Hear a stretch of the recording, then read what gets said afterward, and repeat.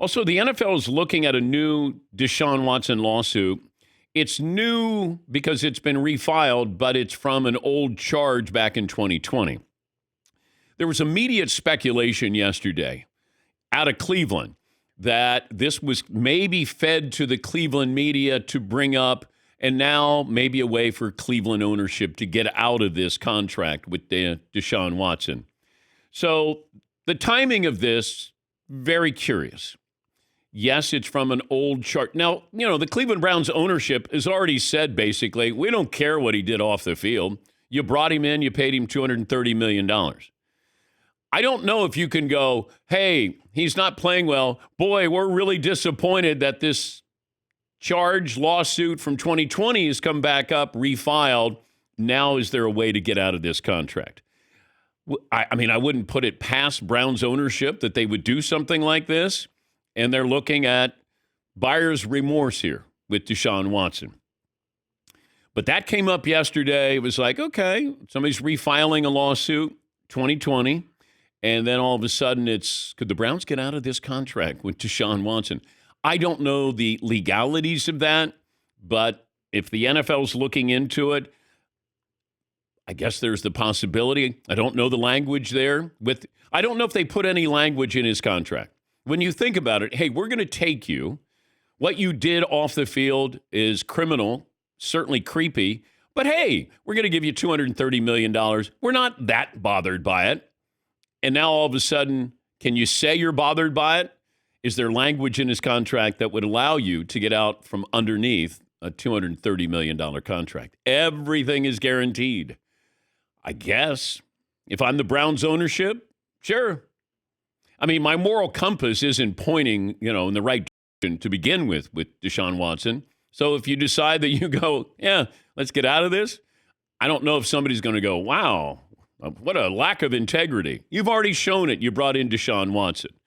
Now, he said he's got other things on his mind, a couple of deaths in the family. His father died, and he didn't play well. He hasn't played well. But that was not something that we worried about with Deshaun Watson. Deshaun Watson, when he played with Houston, played pretty well for a bad team.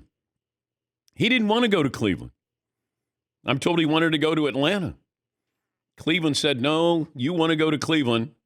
Everything is guaranteed. Yes, Paulie. There's a couple articles out there. It's a lot of legalese, but to summarize, there's things in Deshaun Watson's contract that under the category of default. Like, let's say you go skydiving and gets hurt. The typical stuff that everybody has. But he has some things in there that a normal player might not.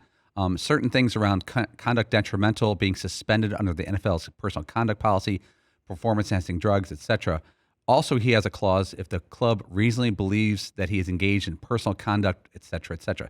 So he has a number of clauses in his contract that the normal player might not have because of his previous situations. Yeah, but these are pre-existing lawsuits. This isn't something new that's come up. That to me would be a non-starter with, conduct detrimental. This was before. You've already signed off on Deshaun Watson. You can't be bothered by one lawsuit if you weren't bothered by 23 lawsuits. And I would say if something came up now, okay, but they're talking about things that would come up now. Player charged with, indicted for, convicted of, conduct which would be subject to a charge, indictment, or conviction, or any such offense. Okay. I mean, that's for the duration of his contract. But I don't know if Deshaun Watson disclosed things that were there, allegations. Did they know this was coming? Before he signs this contract, before the Browns gave him the contract. I'm going to guess you're not going to sign him if you think that there's the possibility that he could go to jail, be suspended. But now this came up, and it's from a lawsuit in 2020, from what I've read, and the immediate speculation. Now, if he was playing well, people wouldn't care about this, but he has not played well. And you start to look at that Cleveland team, and they do have talent there. I know they don't have Nick Chubb. Amari Cooper is a quality receiver. He's not a number one receiver. David Njoku can be really good. Jerry Jeudy, I don't know if he's ever going to be. I mean, he just strikes me as somebody who was fast at Alabama and didn't do much after that.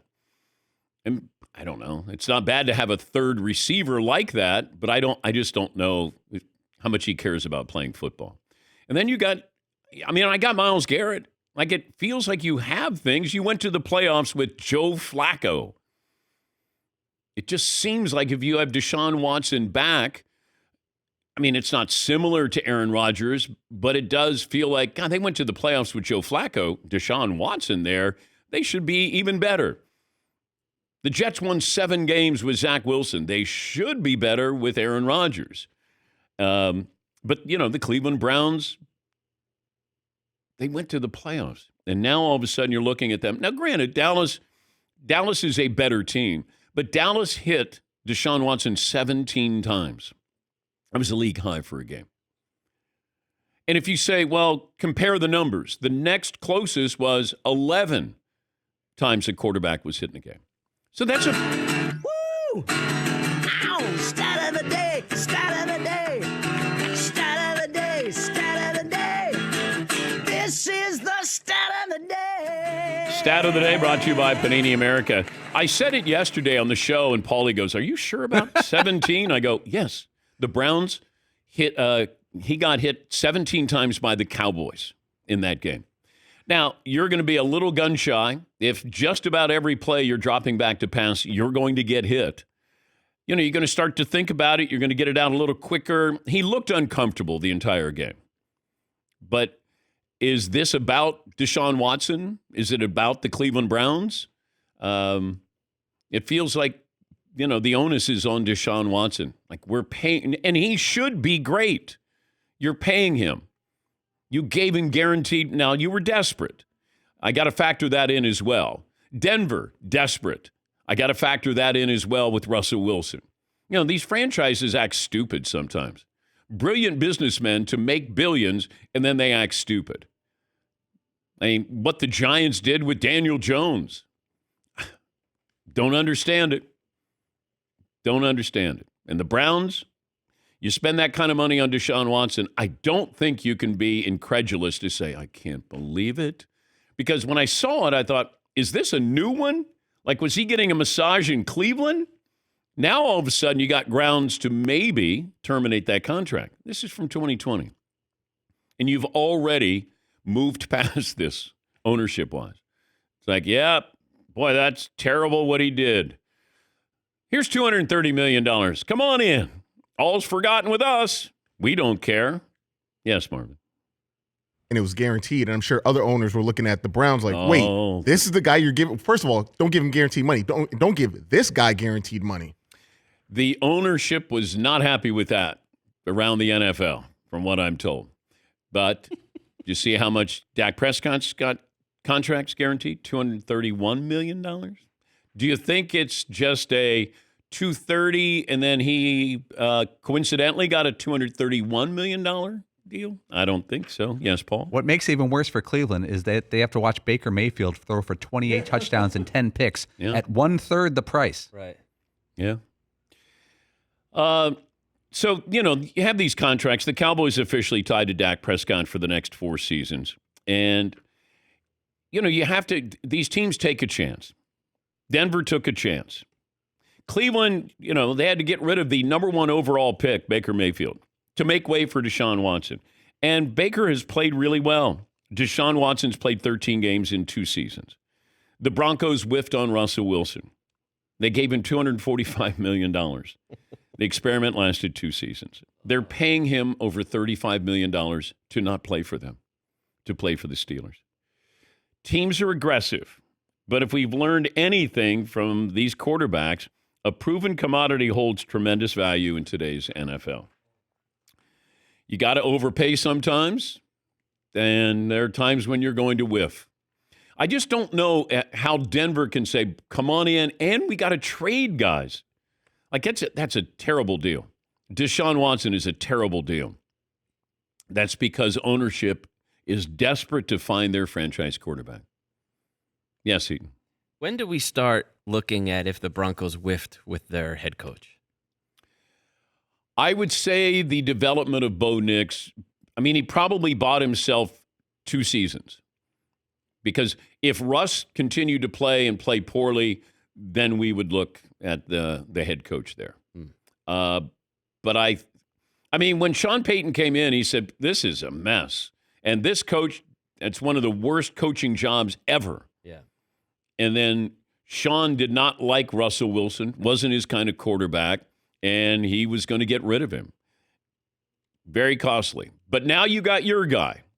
Now you got your next Drew Brees, or you better hope, because if not, you'll have 2 seasons to prove yourself. Yes, Mark. If you're a Browns fan, you're hoping that the Texans don't win the Super Bowl. Like, not again. Well, there's a couple of teams, like Carolina better hope the Texans don't win the Super Bowl.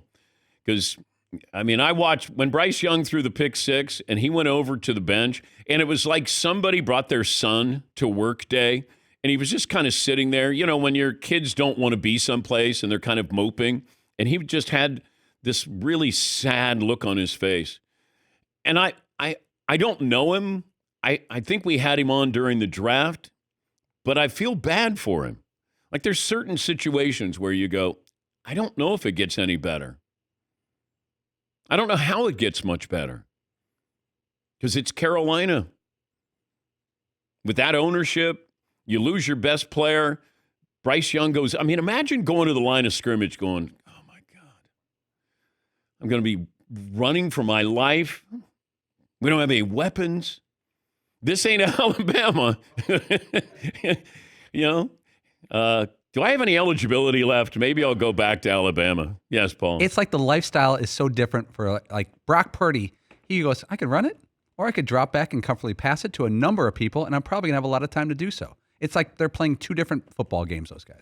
And, you know, here's the Niners without Christian McCaffrey, and it's not a big deal. He may not play this next game. Okay. Like, at what other, let's say he was on another team. Let's say he was in Carolina. This would be a huge deal if Christian McCaffrey couldn't play. But with the Niners, all right, you know, we got this guy over here, Jordan Mason.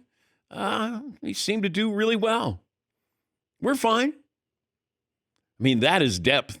That is a luxury here. The best player or the number 1 fantasy player, and you're like, yeah, okay, we'll see when he gets back. And this is one of those injuries that stays with you. I've mentioned before, if you have a sprained ankle, you're always going to have it because you'll be more susceptible to getting a sprained ankle.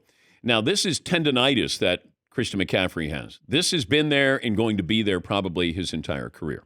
There are certain injuries that are lasting injuries, and this is one that will stay with him. They said it flared up. And in fairness to the Niners, I'll believe them that it flared up, and then they decided they weren't going to have him suit up in that game.